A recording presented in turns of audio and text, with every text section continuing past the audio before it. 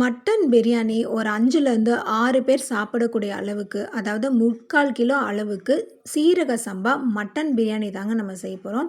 இது டேஸ்ட் உண்மையிலேயே சூப்பராகவே இருக்கும். ரொம்பவே குயிக்கா அதே சமயம் ஈஸியாக எப்படி செய்கிறது அப்படின்னு பார்க்கலாம். இப்போ ஃபஸ்ட்டு நம்ம ஒரு பிரியாணி மசாலா செய்ய போகிறோம். இதுக்கு ஒரு 4 கிராம் அளவுக்கு பட்டை எடுத்துக்கலாம். ஒரு 3 கிராம் அளவுக்கு ஏலக்காய் எடுத்துக்கலாம்.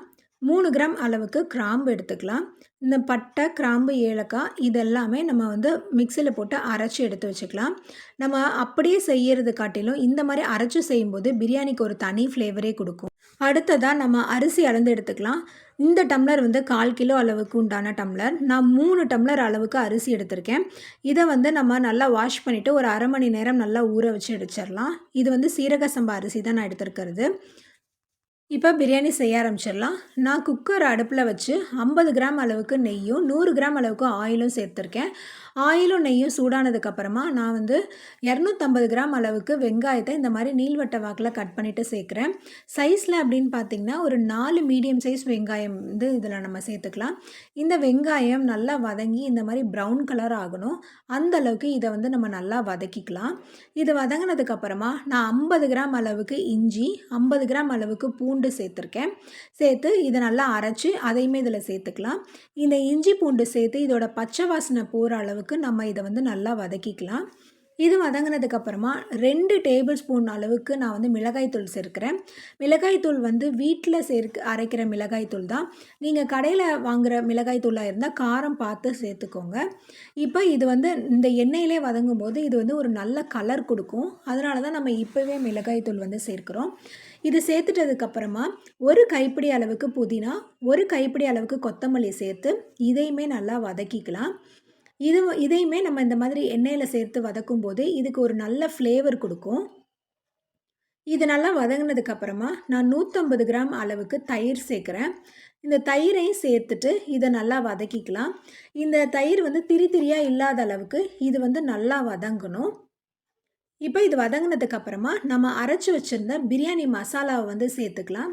சேர்த்துட்டு இதையுமே நல்லா வதக்கிக்கலாம். பிரியாணி மசாலா இந்த மாதிரி அரைச்சி நம்ம சேர்க்கும்போது டேஸ்ட் உண்மையிலே சூப்பராகவே இருக்கும். நல்ல வாசனையாக இருக்கும் பிரியாணி. இது நல்லா சேர்த்ததுக்கப்புறமா நான் வந்து 3 பச்சை மிளகாய் இந்த மாதிரி கீறிட்டு சேர்க்குறேன். பச்சை மிளகாய் பார்க்க தான் பெருசாக இருக்குது, ஆனால் காரம் வந்து இருக்காது. இதை சேர்த்துட்டு இதையுமே நல்லா கலந்து விட்டுக்கலாம். இதுக்கப்புறமா நான் வந்து தக்காளி வந்து ஒரு 1/4 கிலோ அளவுக்கு தக்காளியை மிக்சியில் இந்த மாதிரி 1 பாதியமாக அரைச்சிட்டு சேர்க்குறேன். சைஸ்லன்னு பார்த்தீங்கன்னா ஒரு 4 மீடியம் சைஸ் தக்காளி இருக்கும். இது வதங்கிறதுக்காக நான் உப்பு ஆட் பண்ணிக்கிறேன். ஆட் பண்ணிவிட்டு இதை நல்லா வதக்கிக்கலாம். பிரியாணிக்கு எப்போவுமே நல்லா வதங்கணும். இப்போ பாருங்கள், இந்த மாதிரி எண்ணெய்லாம் பிரிஞ்சு மேலே வர அளவுக்கு நம்ம நல்லா வதக்கணும். பிரியாணி எவ்வளோதுக்கு எவ்வளவு நம்ம வதக்குறோமோ அவ்வளோதுக்கு எவ்வளவு டேஸ்ட்டு கூடுதலாக நம்மளுக்கு கொடுக்கும். இப்போ பாருங்கள், நல்லா எண்ணெய் பிரிஞ்சு மேலே வந்துருச்சு. இந்த அளவுக்கு நம்ம வதக்கிக்கலாம். இப்போ வந்து நான் வந்து இது வதங்கினதுக்கப்புறமா நம்ம கழுவி வச்சுருந்த 3/4 கிலோ அளவுக்கு மட்டனை வந்து நான் சேர்த்துக்கிறேன். 3/4 கிலோ பிரியாணிக்கு 3/4 கிலோ மட்டன் வந்து நம்ம சேர்த்துக்கலாம். அப்போ வந்து டேஸ்ட்டு ரொம்பவே நல்லாயிருக்கும். நான் இந்த மட்டன் சேர்த்து இதை நல்லா ஒரு வாட்டி இந்த மசாலா எல்லாமே இந்த மட்டனில் படுற அளவுக்கு நல்லா கலந்து விட்டுக்கலாம். இது கலந்து விட்டதுக்கப்புறமா நம்ம வந்து தண்ணி ஆட் பண்ண போகிறோம். இந்த பார்ட் வந்து ரொம்பவே முக்கியமானது. நான் இந்த டம்ளரில் தான் 3 டம்ளர் அளவுக்கு அரிசி எடுத்திருக்கேன். 1 டம்ளர் அரிசிக்கு 1 1/2 டம்ளர் வந்து கணக்கு நம்ம தண்ணி ஊற்றுறது. இப்போ நான் 3 டம்ளர் அரிசி எடுத்திருக்கேன் அப்படின்னு சொன்னால் 4 1/2 டம்ளர் அளவுக்கு நான் தண்ணி ஊற்றணும். அதில் நான் இப்போதைக்கு 1 1/2 டம்ளர் மட்டும் நான் சேர்த்துக்கிறேன். சேர்த்துட்டு இந்த மட்டன் வேக வைக்கிறதுக்காக நான் சேர்த்துருக்கேன். இதை நல்லா கலந்து விட்டுட்டு நம்ம மூடி போட்டு நம்ம இதை வேக வச்சு எடுத்துக்கலாம். இந்த மட்டனோட வேக்காடு எப்படி அப்படின்னு சொன்னால் இந்த மாதிரி மூடி போட்டு நல்லா ஆவி வந்த உடனே விசில் போடுங்க. போட்டுட்டு அடுப்பை வந்து ஹை ஃப்ளேமில் வச்சு ஒரு விசில் வரட்டும்.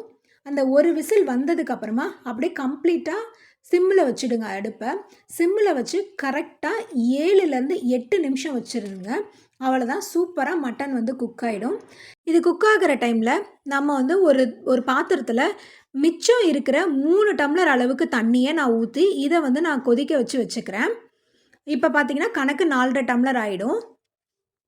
இப்போ பார்த்தீங்கன்னா மட்டனுமே வெந்துருச்சு. இப்போ இதை வந்து நம்ம ப்ரெஷர்லாம் ரிலீஸ் பண்ணதுக்கப்புறமா நம்ம ஓப்பன் பண்ணி பார்க்கலாம்.